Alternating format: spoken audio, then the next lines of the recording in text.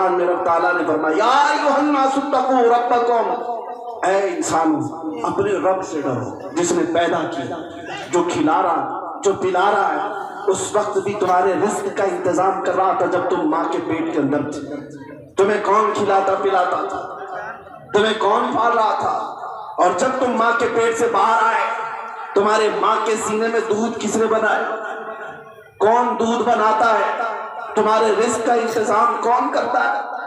یہاں تک کہ تمہارے بچپنے میں فرشتوں کے ذریعے تمہاری اس نے حفاظت کی۔ وہ رحمان جس نے تمہیں مفت میں سانسیں عطا کی ہے۔ جاؤ ایک سلنڈر آکسیجن کا خرید کر کے اگر لینا پڑے، جانتے ہو اگر 60 سال کی بھی عمر ہو اور سانسیں خرید کر کے لینا پڑ جائے تو کئی کروڑ کی سانسیں ہی لے دو گے۔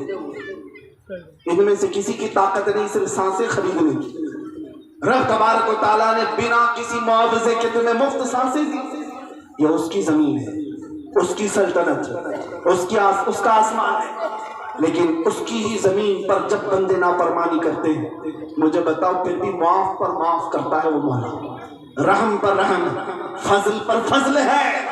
یہاں تک کہ میں نے روایت میں پڑھا سمندر بارہا باہر کی طرف آ جاتا ہے، دن میں 2 مرتبہ وہ کنارے پر زوردار موجیں مارتا ہوا باہر آتا ہے۔ کیوں آتا ہے؟ فرمایا گیا سمندر اللہ کی بارگاہ میں یہ عریضہ لے کر آتا ہے، مولا تو اجازت دے دے میں باہر نکل کر تباہی مچا دوں۔ یہ بندے تیری زمین کو جو اپنے گناہوں سے لال کر چکے ہیں، یہ نافرمانیاں جو کرتے ہیں زمین پر، مجھے تو اجازت دے دے میں پھیل جاؤں اور ان کو ہلاک کر دوں۔ ہر دن رب تبارک و تعالیٰ سمندر کو روکتا، واپس چلا جا، میں اپنے بندوں کے توبہ کا انتظار کر رہا ہوں۔ اور رب تعالیٰ اپنے بندوں کے توبہ کے انتظار میں ہے۔ ہر دن عذاب ٹلتا ہے، ہر دن عذاب ٹلتا ہے، اس کی رحمت ہے۔ تم کب توبہ کرو گے؟ کب باز آؤ گے؟ ایک بات یاد رکھنا، بعض نوجوان اگر یہ پلان بنا کر بیٹھے ہیں کہ بعد میں جب بڑھاپا آ جائے، بال سفید ہو جائیں تو اللہ اللہ کریں گے، مسجد میں جائیں گے، ابھی عمر ہی کیا ہے۔ تم میں سے کوئی ایک بندہ بھی یہ لکھ کر کے دے دے کہ وہ 60 سال تک جینے کا گارنٹر ہے، اس کی عمر 60 سال یا 70 سال ہونے والی اس کو گارنٹی ہے؟ کیا تم نے نہیں دیکھا جوانوں کے لاشیں اٹھتے ہوئے؟ کیا بچپن میں جنازے نہیں نکلتے؟ موت کی کوئی عمر نہیں ہے، یہ جوانی میں بھی آتی ہے، بچپن میں بھی آ سکتی ہے، بڑھاپے میں بھی آتی ہے۔ جن کو بڑھاپا مل گیا اللہ کی نعمت ہے، اللہ کی نعمت ہے۔ کیا اللہ تعالیٰ انہیں پھر سے موقع دیا ہے توبہ و استغفار کر کے پاک ہو کر کے آ جائے؟ بہت سارے تو جوانی میں چلے گئے دنیا سے۔ اسی لیے میرے عزیزو ہمیشہ سترک رہو، ہمیشہ الرٹ رہو۔ آج اگر عشاء کی نماز نہیں پڑھے ہو تو تمہیں احساس ہونا چاہیے صبح ہونے سے پہلے اگر بستر پر میں مر گیا تو بے نمازیوں میں اٹھایا جاؤں، میری نماز باقی رہ گئی۔ اس حال میں اللہ سے ملاقات کروں گا کہ میری زندگی کی آخری نماز باقی رہ گئی، یہ ویسی رہ گئی۔ تمہیں جب تک اس بات کا احساس نہیں ہوگا تم گناہوں سے کیسے باز آؤ گے؟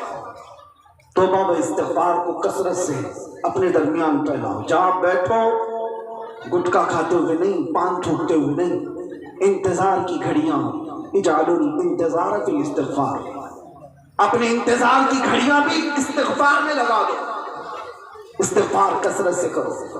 میں اس رحمان کے جلووں میں ایک مثال اور بتاتا ہوں۔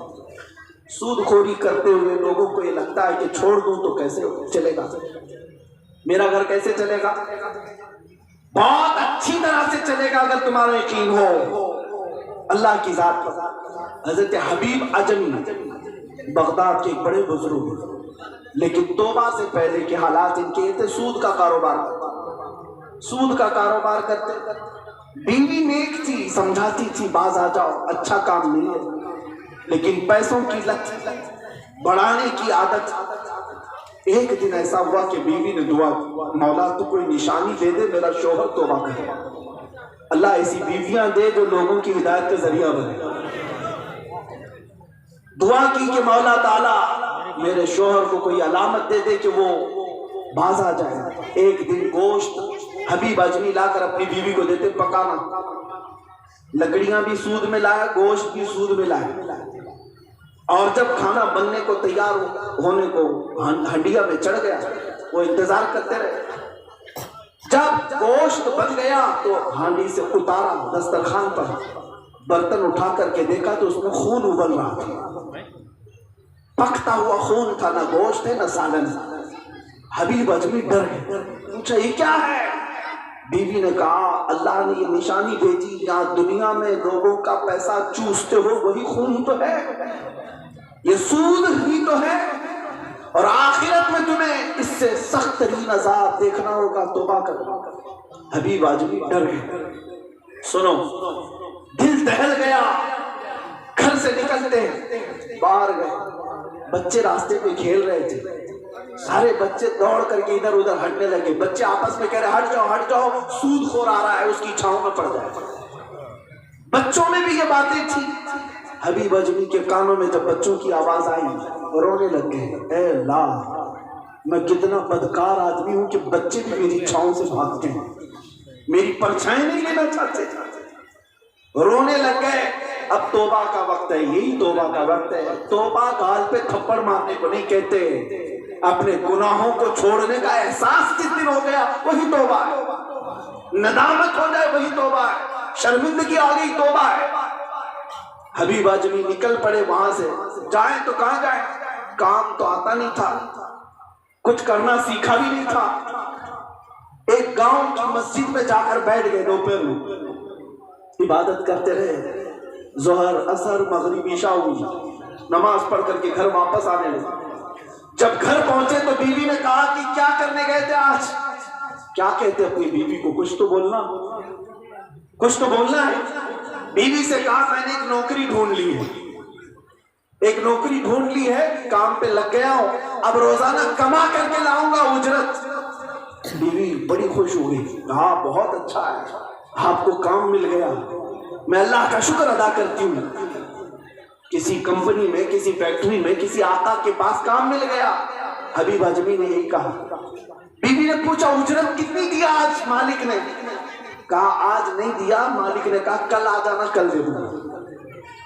دوسرے دن حبیب اجمی پھر گئے، کام تو آتا نہیں تھا، پھر مسجد میں جا کر بیٹھے رہے، روتے رہے، اے اللہ کچھ سبب پیدا کر دے۔ میں ان لوگوں سے کہتا ہوں جو گناہوں کو چھوڑنے میں آئیں کائیں کرتے رہتے، چھوڑوں گا تو کیا ہوگا، کیسے چلے گا۔ حبیب اجمی روتے رہے، اے اللہ کوئی سبب پیدا کر دے۔ رات ہو گئی، گھر آئے، بیوی نے پوچھا آج مزدوری ملی مالک کے ہاں سے؟ کہا نہیں، آج مالک نے کہا کل دے دوں گا، آج بھی نہیں دیا۔ یہ نہیں بتا رہے کہ مسجد میں تیسرا دن آیا، تیسرے دن بھی خالی ہاتھ آیا۔ بیوی پوچھتی رہی اور اس کے بعد کہنے لگی تم ذرا برابر فکر مت کرنا، اجرت نہ ملے تو کوئی بات نہیں، میں پانی پی کر گزارا کر لوں گی، میں پانی پی کر گزارا کر لوں گی، میرا پیٹ بھرنے کے لیے دوبارہ کوئی حرام کام نہ کرنا۔ وہ خواتین تھی، وہ بیویاں تھیں۔ یہاں کچھ لوگ تو بیویوں کے میک اپ سامان لانے کے لیے حرام کام میں چلے گئے، ہاں بیویوں کا پیٹ نہیں بھرتا ہے اس لیے وہ حرام کاموں میں لگ گئے۔ میں عورتوں سے بھی کہتا ہوں اپنے شوہروں سے بے جا مطالبے مت کرو، تمہارے شوہر کی تنخواہ اگر 10,000 ہے تو اس سے 15,000 کا مطالبہ کرو گی، وہ کہاں سے لائے گا بقیہ 5,000؟ چوری کرے گا، لوگوں کے جیب مارے گا، یا کسی کو ٹوپی پہنائے گا، دھوکہ دے گا۔ عورتیں بھی سبب بن جاتی ہیں اپنے مردوں کو بہکانے کے لیے، لیکن وہ خواتین تھی جو اپنے شوہر کو یہ کہتی ہیں میں پانی پی کر رہ لوں گی، حرام کام مت کرنا۔ 3 دن گزر گئے، 4 دن گزر گئے، 5واں دن تھا، کوئی اجرت نہیں، کوئی اجرت نہیں۔ کہاں سے آتی؟ مسجد میں بیٹھ کر کے آ رہے، رات تھی، 5واں دن تھا، بہت تاخیر ہو گئی، اب گھر کی طرف جانے کے لیے پیر بوجھل ہو گئے۔ آج پھر بیوی پوچھے گی، آج پھر عورت پوچھے گی کیا لائے، کچھ کما کر کے لائے، کیا جواب دوں گا؟ گھر کے دروازے تک پہنچے تھے، گھر کے اندر خوب اجالا ہے، روشنی ہے، اور جیسی دروازے کے اندر داخل ہوئے دیکھا دسترخوان بچھائے، طرح طرح کے کھانے لگے ہوئے ہیں، طبق سجا ہوا ہے، اور بیوی تیار کھڑی ہے۔ حبیب اجمی اندر آئے اور پوچھا اپنی بیوی سے اچانک یہ میرے گھر میں روشنی اور اتنا کھانا اور یہ دسترخوان کہاں سے آیا؟ کیا تو کوئی غلط کام شروع کر چکی؟ بیوی نے کہا کیا مذاق کرتے ہیں آپ؟ آپ جس کے ہاں کام کرنے کے لیے جاتے وہیں کا ایک خادم آیا تھا. آپ جس کے ہاں مزدوری کے لیے روزانہ جا رہے ہیں، آپ کے مالک نے ایک خادم کو یہ طبق دے کر بھیجا اور مجھ سے یہ کہا اے خاتون قبول کر لے، حبیب اجمی کو آنے میں تاخیر ہو جائے گی، دسترخوان سجا لے، جب تیرا شوہر آ جائے اس سے کہہ دینا ہم نے تیری مزدوری کو پسند کیا ہے، کام اور زیادہ کر، اجرت اور ملے گی. اللہ اکبر.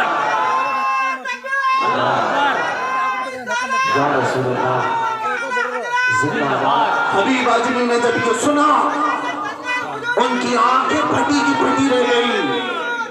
انہوں نے بیوی سے سنا جب کہ ان کے مالک کا ایک اور خادم آیا تھا، انہیں تو پتا تھا نہ کوئی مزدوری کرتا ہوں نہ کوئی کام کرتا ہوں، اگر یہ دسترخوان آیا ہے تو یہ صرف میرے رحمان کا بھیجا ہوا ہے، یہ رب ذوالجلال کا بھیجا ہوا ہے.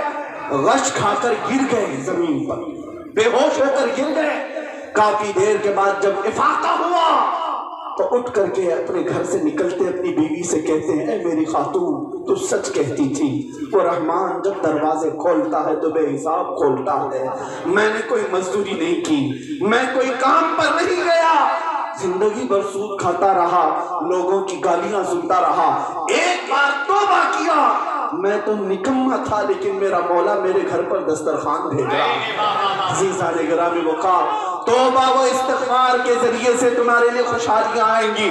کیا آپ کو پتہ نہیں سیدنا نوح علیہ السلام و تسلیم سے یہی کہا گیا تھا، حضرت نوح علیہ السلام نے لوگوں سے یہی کہا کہ تم توبہ کرو، استغفار کرو، تمہاری اولاد بھی ہوگی، آسمان سے بارشیں بھی آئے گی، زمین میں سبزے بھی اگیں گے، اور اللہ تعالیٰ بے شک بخشنے والا رحم کرنے والا ہے. انہو کان غفارا، وہ بہت جلدی تمہیں بخشش کے خزانے لٹائے گا. عزیزان گرامی، میں اپنی گفتگو کو سمیٹتا ہوں. آج کے اس اجلاس میں آپ آئے ہیں تو توبہ و استغفار کے بعد جائیں گے، اس لیے کہ ایک بات میں آپ کو بتا دوں، ایک محترم اور موقر شیخ تمہارے سامنے بیٹھا ہوا ہے،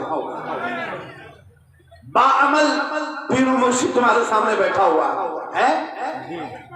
ان سے وابستہ لوگ